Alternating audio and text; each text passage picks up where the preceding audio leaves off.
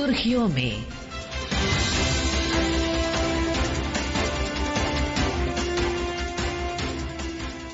ये आकाशवाणी है। प्रस्तुत है कार्यक्रम सुर्खियों में। इसके अंतर्गत सुनिए ऑपरेशन सिंदूर, आतंकवाद पर भारत के प्रचंड प्रहार पर परिचर्चा। इसमें भाग ले रहे हैं रक्षा विश्लेषक MP नथानिएल। कार्यक्रम का संचालन कर रहे हैं निखिल कुमार। नमस्कार, स्वागत है आप सभी का इस कार्यक्रम में सुर्खियों में। आज हमारे साथ हैं MP नथानिएल, जो हैं IGP रिटायर्ड CRPF। उनसे हम चर्चा करेंगे। स्वागत है आपका। Thank you. नथानिएल जी, पहलगाम में जब 22 अप्रैल 2025 को आतंकवादी हमला हुआ, उसके बाद लगातार ये बातें उठ रही थी कि भारत कार्रवाई कैसे करेगा, और जब भारत ने कार्रवाई की, एक सुनियोजित तरीके से स्पष्ट रूप से अपनी कार्रवाई को अंजाम दिया और रणनीतिक स्पष्टता उसमें साफ तरीके से नजर आई।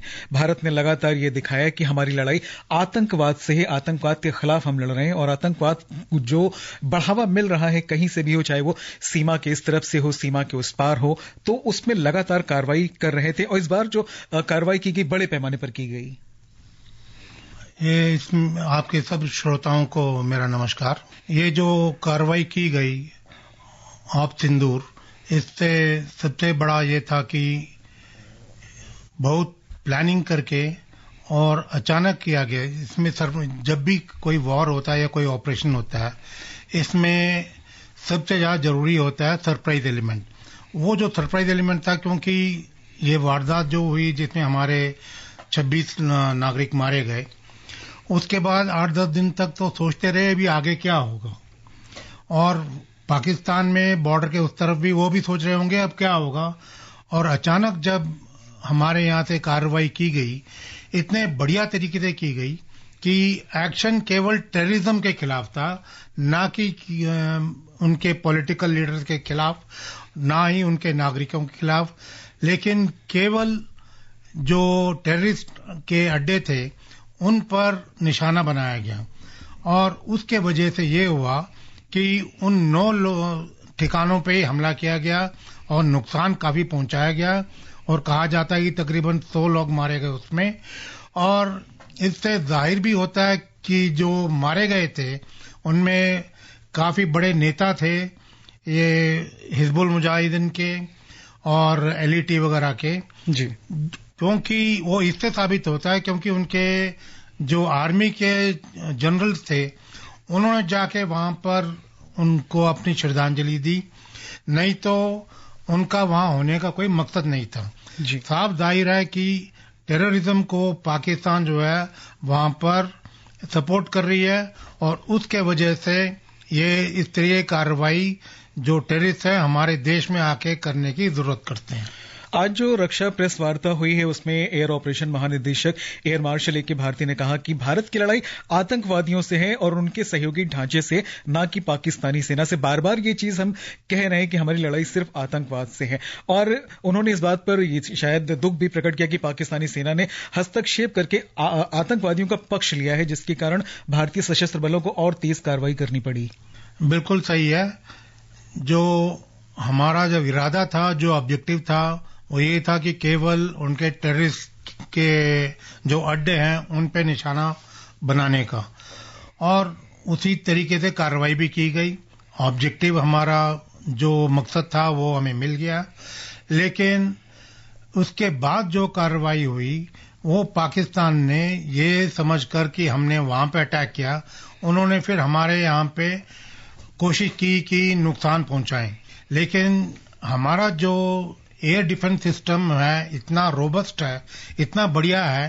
वो S-400 जो रशियन एयर डिफेंस सिस्टम है वो हमारे पास है, जिसके वजह से उनके जो हवाई जहाज थे या उनके जो ड्रोन थे वो हमारे इलाकों में आके कुछ नुकसान नहीं पहुंचा सके, और इस वजह से हमारे सारे नागरिक सुरक्षित भी थे। तो ये जो प्रॉब्लम था ये पाकिस्तान ने अपनी तरफ से क्रिएट किया गया, और अगर वो इस तरीके की कार्रवाई ना करते, मेरे ख्याल से ऑपरेशन सिंदूर पहले ही खत्म हो चुका होता जी।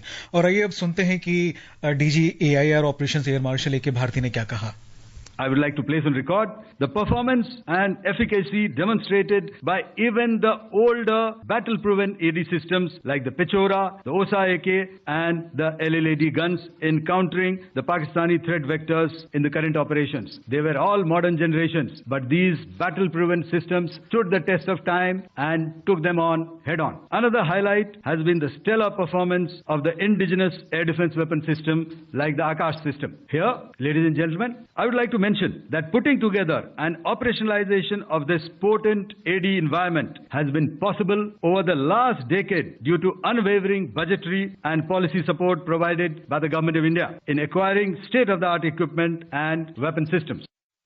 नथेनियल जी, जिस तरह से उन्होंने कहा, सारी बातें बताई हैं भारती जी ने, तो उसमें ये निकल करके बातें मुख्य रूप से सामने आई कि आत्मनिर्भर भारत, खासतौर पे रक्षा क्षेत्र में जो हमने अपनी आत्मनिर्भरता को बढ़ावा दिया है, भारतीय चीजों को इस्तेमाल किया गया, युद्धक प्रणाली की बात करते हैं, हवाई प्रणाली की बात करते हैं, तमाम ऐसी चीजें जो इस बार हमें देखने को मिली, जो ये दर्शाती कि भारत काफी इस क्षेत्र में मजबूत हो चुका है और जो पहले विदेशों पर निर्भरता हमारी रहती तो काफी हद तक कम हो चुकी है।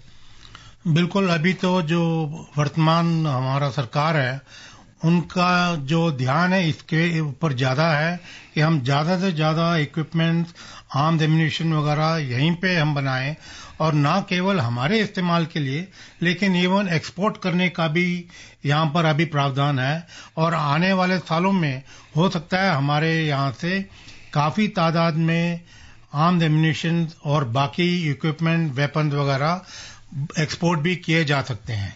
जी, ऑपरेशन सिंदूर का जब हम जिक्र करते हैं तो कई ऐसे सिस्टम्स हमें इस बार देखने को मिले जिन्होंने पूरी तरह से पाकिस्तानी वायुसेना की तरफ से जो भी हमले किए जा रहे थे उनको नाकाम कर दिया था और कम से कम नुकसान पहुंचे भारतीय क्षेत्र में, इसके लिए पूरी उन्होंने कोशिश की जिसमें सफलता भी मिली थी। और जहां तक भारतीय एयर डिफेंस सिस्टम या भारतीय वायुसेना की हम बात करते हैं तो काफी अंदर तक जाकर के टारगेट किया उन चीजों पर, खासतौर पर आतंकवादियों के ठिकानों को नुकसान पहुंचाया। ये किस तरह की क्षमताओं को दर्शाता है?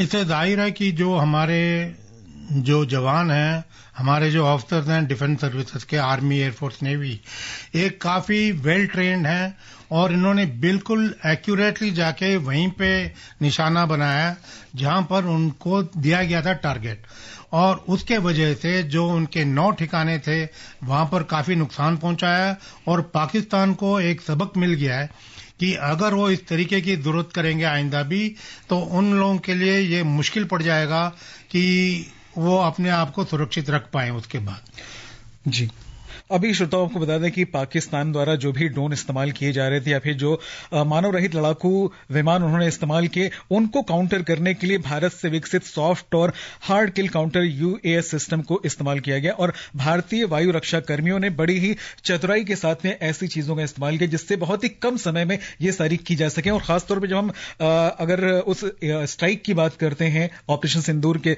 तहत तो बहुत ही कम से 25 मिनट में सब कुछ कर दिया। बिल्कुल, ये तो इसके ऊपर निर्भर करता है कि ये बड़े अच्छे वेल ट्रेन थे हमारे जो पायलट थे और एयर डिफेंस जो मैनेज करते हैं उन लोगों का जो बिल्कुल एक्यूरेट ठिकाने पे निशाना लगाना, इससे ये फायदा हुआ कि हमारे जो डिफेंस सर्विसेज के ऑफिसर्स और जवान हैं वो बहुत ही अच्छी तरीके से ट्रेंड हैं और जब तक कि कोई वेल ट्रेंड ना हो वो बिल्कुल निशाने पे नहीं मार सकता। कहा जाता है अंग्रेजी में when you sweat in peace then you emerge victor in war.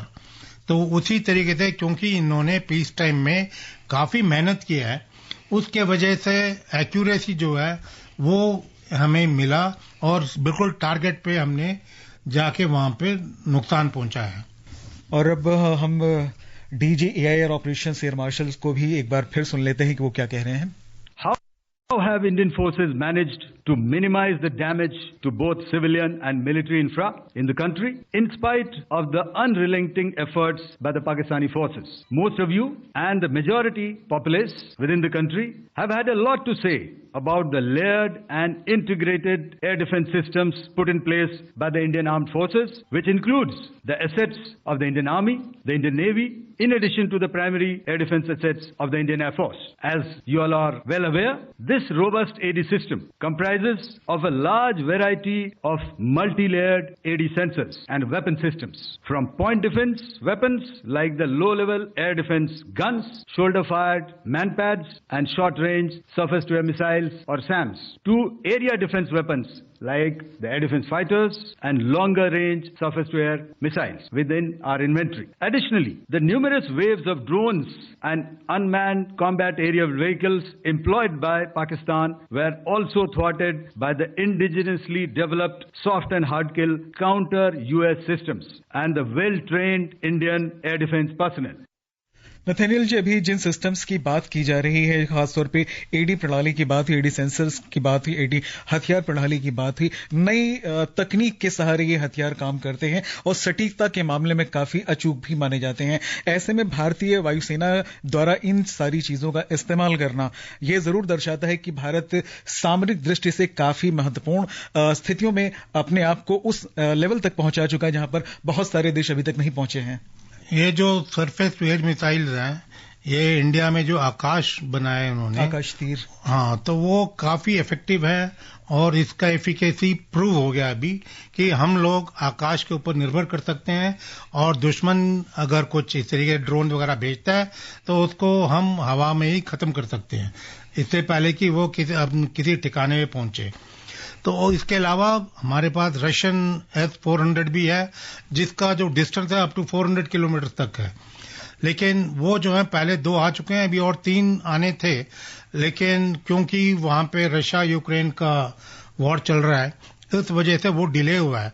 लेकिन ये जो S-400 है ये भी बहुत कामयाब है और इसके रहने से हमारा जो एयर डिफेंस अम्ब्रेला जो बनता है वो बड़ा रोबस्ट बन जाता है, जिसको पेनिट्रेट करना बिल्कुल असंभव ही हो जाता है।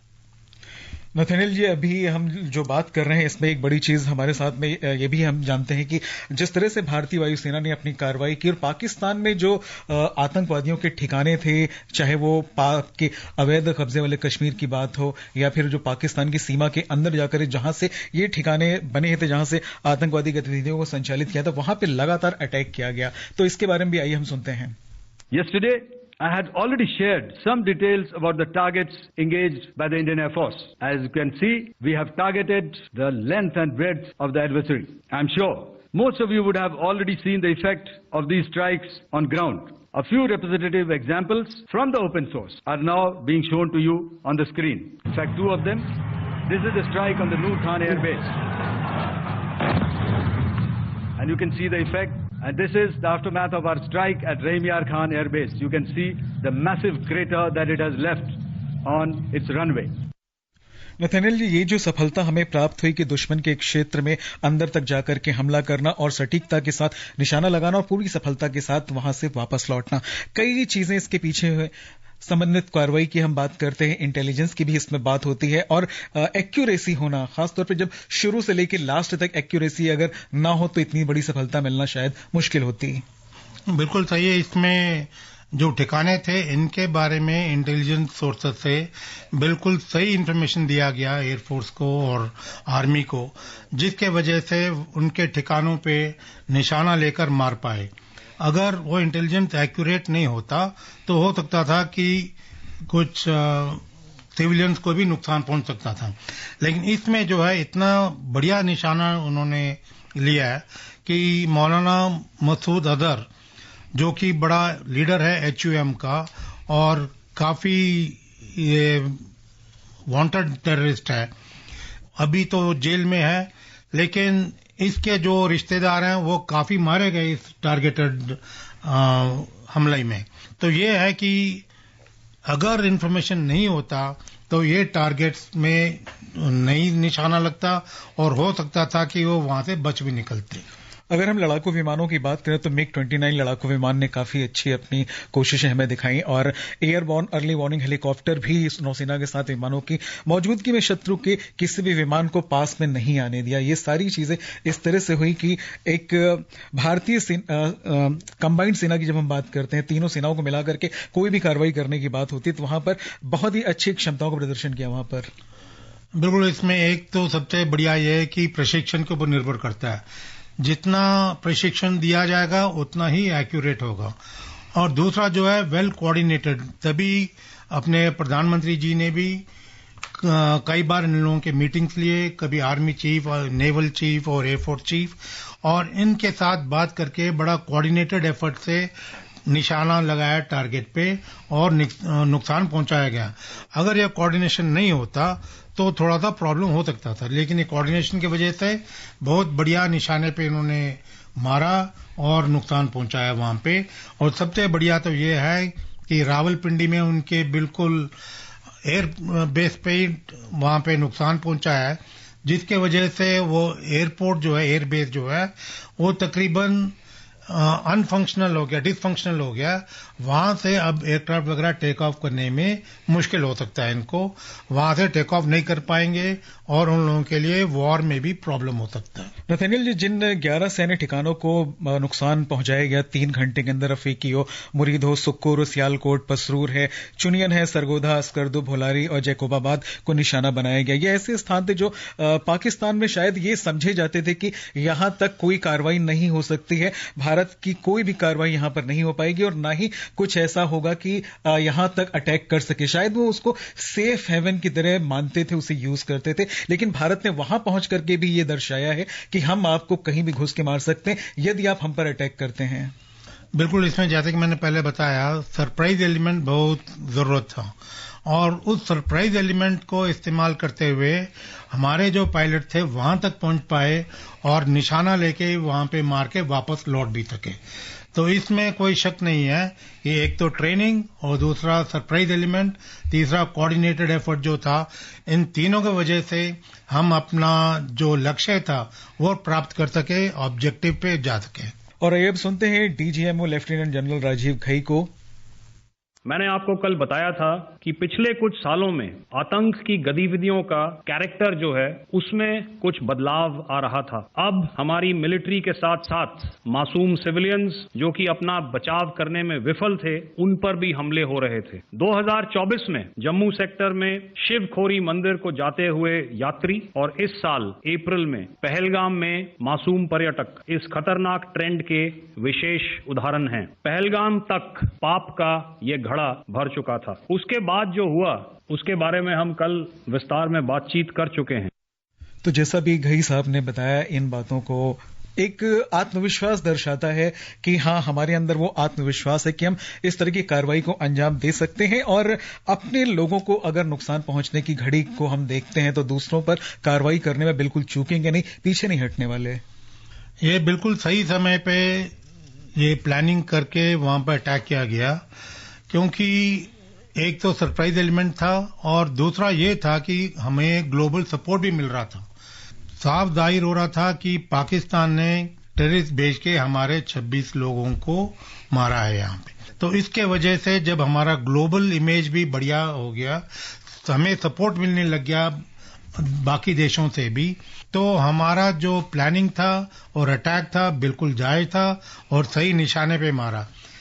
आगे ये भी है कि FATF एक है, फाइनेंशियल एक्शन टास्क फोर्स, जी, उसमें भी कार्रवाई करने की जरूरत है और हमारी सरकार ऑलरेडी इस पे जोर दे रही है कि इसको, जो कि पहले 2022 में ग्रे लिस्ट से हटाया गया, उसको वापस ग्रे लिस्ट में डाला जाए।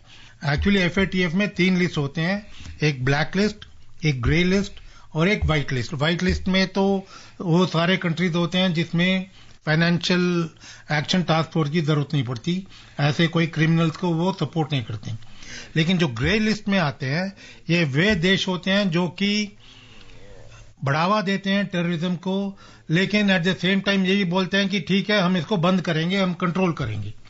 और जो ब्लैक लिस्ट है वो तो इस वक्त 3 कंट्रीज हैं, म्यांमार, साउथ कोरिया और एक और कंट्री, 3 कंट्रीज जो कि ब्लैक लिस्टेड है और वो बाज नहीं आते, वो ये भी नहीं कहते कि हम इसको कंट्रोल करेंगे। नथानियल जी, अभी अपने FATF की बात की तो थोड़ा सा पीछे जाकर देखते हैं तो भारत ने कई ऐसे कार्य किए हैं जिनसे पाकिस्तान को आर्थिक रूप से चोट पहुंचेगी, चाहे वो सिंधु जल समझौते को स्थगित करना हो या फिर अटारी वाघा सीमा बंद करना हो या फिर कई प्रमुख वस्तुओं के निर्यात को रोकना हो और आयात को रोकना हो। ये ऐसे उपाय थे जो मैं ये कहूंगा कि पाकिस्तान की जो GDP है उसको नुकसान पहुंचाने के प्रयास थे कि कहीं ना कहीं आगे चल करके इसके बुरे असर उसे जरूर देखने पड़ेंगे। बिल्कुल, ये बढ़िया एक मल्टी प्रोंग्ड अटैक बोलेंगे हम इसको। मिलिट्री तो एक पार्ट था इसका, लेकिन इकोनॉमिकली भी इनको कमजोर करना जरूरी था। और जहां तक पानी का था, वाटर ट्रीटी वो भी कैंसिल किया गया, सस्पेंड किया गया, तो उसमें जो है उनको काफी नुकसान पहुंच सकता है। और इससे उनको सबक मिलेगा कि केवल मिलिट्री एक्शन ही काफी नहीं है, उसके अलावा हम और भी कई कार्रवाई कर सकते हैं, जैसे कि वाटर ट्रीटी को सस्पेंड करना, इकोनॉमिकली ऑल्सो FATF को लागू करवाना कि इनको ग्रे लिस्ट में डाला जाए। अभी IMF ने उनको कुछ देने का प्रावधान रखा है, उसको भी अपोज किया जा रहा है, ताकि ये जो उनको फाइनेंशियल एड मिल रहा है वो टेररिज्म में ना लगाकर अपने देश के डेवलपमेंट में लगाएं। अभी के हालात ये हैं कि भारत ने वैश्विक मंच पर पाकिस्तान के आतंकवादी ढांचे को बुरी तरह से उजागर कर दिया है और कूटनीतिक रूप से भी अलग थलग कर दिया गया है। अगर ओवरऑल सिनेरियो में हम देखते हैं तो बहुत ही कम देश मुखर होकर के पाकिस्तान के साथ में आए थे, जबकि भारत के पक्ष में बहुत सारे देश खड़े हुए, जिनमें बड़े बड़े देश जो हैं उनका नाम सबसे पहले आता है। बिल्कुल, ये जो पाकिस्तान में जो विद्रोही हैं, इन लोगों को क्योंकि वहां का सपोर्ट मिल रहा है, इसलिए ये इस तरीके से हरकतें कर पा रहे हैं। अगर इनका सपोर्ट हट जाए गवर्नमेंट का, तो मेरे ख्याल से इसमें कोई दिक्कत नहीं होगी कि टेररिज्म खत्म हो जाए इस इलाके में। लेकिन इनका कुछ और मकसद है और उस मकसद की वजह से ये इनको सपोर्ट करते रहते हैं टेररिज्म को, ताकि जो पब्लिक का, जो वहां का पब्लिक है, उनका ध्यान लोकल जो प्रॉब्लम्स है उसके तरफ से हटा के इन और ले जाया जाए कि पाकिस्तान, इंडिया हमारी दुश्मन है, और इस तरीके का वो प्रोपेगेंडा करके लोगों का जो ध्यान है वो दूसरे तरफ आकर्षित करने की कोशिश करते हैं। इन सारी बातों के साथ में प्रधानमंत्री नरेंद्र मोदी ने जिस तरह से उल्लेखनीय नेतृत्व किया, राष्ट्रीय संकट के समय वो विदेश में थे लेकिन दौरा जिस तरह भी कंप्लीट करके वो आ सकते थे तुरंत आए, और आनंद फानंद में मीटिंग्स करने के बाद ये फैसला किया कि कुछ ना कुछ तो हमें करना ही है। इसमें तो कोई शक नहीं है कि लीडरशिप बहुत ही मायने रखता है इन चीजों में। अगर उनकी लीडरशिप नहीं होती तो इस तरीके का बिल्कुल नीट एंड स्मूथ ऑपरेशन नहीं हो पाता। ये नीट एंड स्मूथ मैं इसलिए बोल रहा हूं क्योंकि हमारे तरफ कैजुअलिटी नहीं हो पाया जब हमारे आदमी बॉर्डर क्रॉस करके गए। और आइए सुनते हैं DG air operations AK Bharti को एक बार फिर। And emphatically state that all our military bases, all our systems continue to remain fully operational and ready to undertake any future missions should the need so arise. यानी इन बातों से हम ये कह सकते हैं कि अभी भी हम पूरी तरह से तैयार हैं। बिल्कुल, तैयारी तो हमारी हमेशा रहती है, और ये है कि इस तैयारी से पाकिस्तान में भी वहां के जनरल्स को ये मैसेज पहुंच जाता है कि वो इस तरीके की हरकत करने की दोबारा जरूरत ना करें, और करने पर उनको ये बहुत महंगा पड़ेगा। नथानियल जी, अब फिलहाल चर्चा का समय यहीं पर संपन्न हो रहा है। आप यहां पर आए, हमसे चर्चा की, इसके लिए आपका बहुत बहुत धन्यवाद। बड़ी मेहरबानी, थैंक यू। अभी आप सुन रहे थे ऑपरेशन सिंदूर, आतंकवाद पर भारत के प्रचंड प्रहार पर परिचर्चा। इसमें भाग ले रहे थे रक्षा विश्लेषक MP नथानिएल। कार्यक्रम का संचालन कर रहे थे निखिल कुमार। ये कार्यक्रम आकाशवाणी के समाचार सेवा प्रभाग द्वारा प्रस्तुत किया गया। इसे आप हमारे mobile app news on AIR और YouTube channel news on AIR official पर भी सुन सकते हैं। इस कार्यक्रम के संबंध में अपनी प्रतिक्रिया आप हमें ईमेल या WhatsApp के माध्यम से भेज सकते हैं। ईमेल का पता है airnsdtalks@gmail.com और WhatsApp नंबर है 92